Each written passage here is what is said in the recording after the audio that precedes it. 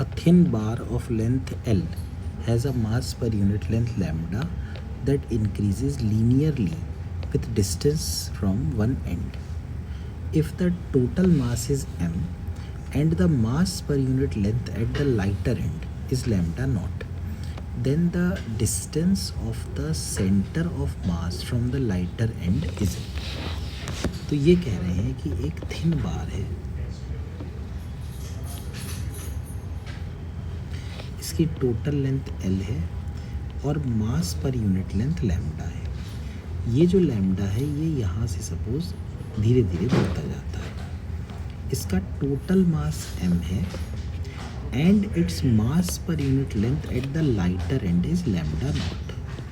यानी जब x की वैल्यू 0 है उस समय लैम्डा की वैल्यू लैम्डा नॉट है.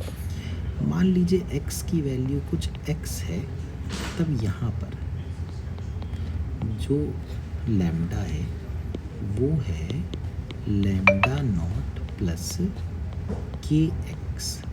यहाँ के कोई कांस्टेंट है. अब चूंकि इन्होंने कहा है कि टोटल मास m है, तो हम क्या कर सकते हैं, हम यहाँ पर एक छोटी सी लेंथ dx लेते हैं. इस dx लेंथ का मास हो जाएगा dm. तो हम कहेंगे कि ये जो लैम्डा है इसकी वैल्यू dm अपॉन dx के बराबर हो जाएगी. तो यहाँ से dm आया लैम्डा नॉट प्लस के एक्स dx. कर देते हैं इंटीग्रेट. तो जब x की वैल्यू 0 है तो मास भी 0 है. जब x की वैल्यू L है तो मास टोटल m हो गया. तो m की वैल्यू आ गई lambda not L plus K L square by 2. तो यहाँ से हम क्या कर सकते हैं कि k की वैल्यू निकाल सकते हैं. तो m minus lambda not L is equal to K L square by 2. तो 2 m नॉट माइनस m नॉट नहीं m minus lambda not L upon L square. This is the value of k. तो last में हम ये value रखेंगे. अब ये पूछ रहे हैं कि बताइए what is the distance of the centre of mass.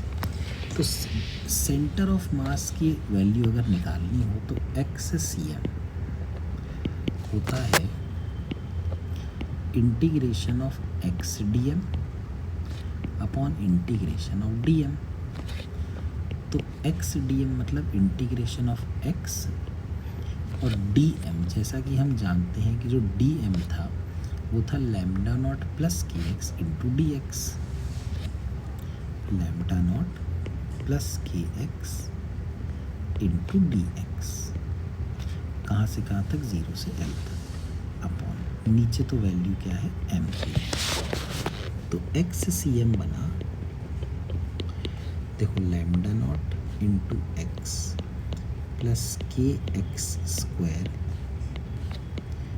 D x 0 से l तक होल डिवाइड बाय m.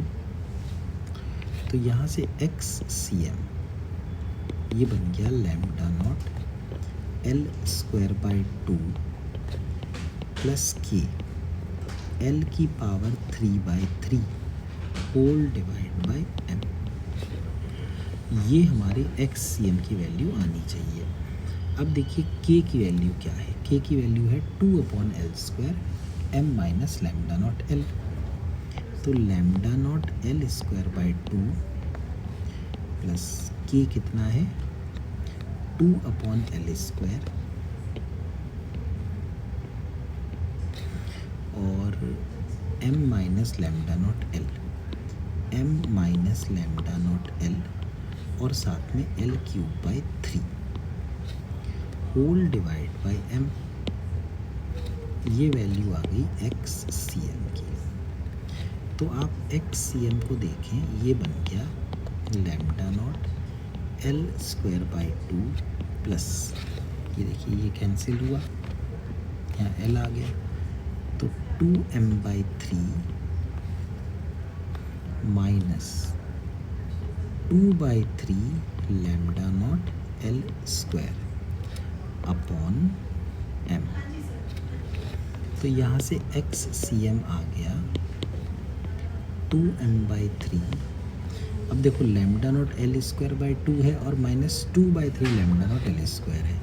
तो यदि हम इन दोनों का एलसीएम ले लें तो 6 आ गया। 2 3 ज़ा 6 तो 3 लैम्डा नॉट एल स्क्वायर, 3 2 ज़ा 6 तो 4 lambda not L square whole divide by M.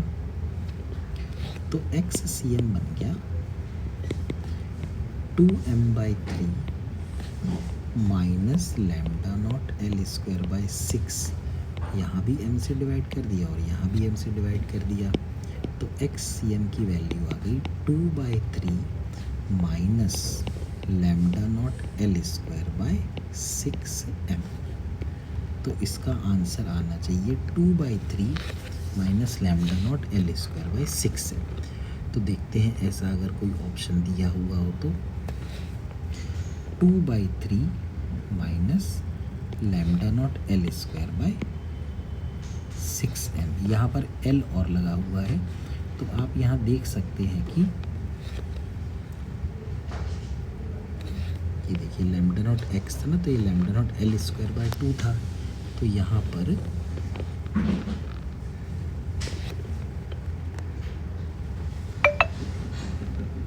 एक l आ गया।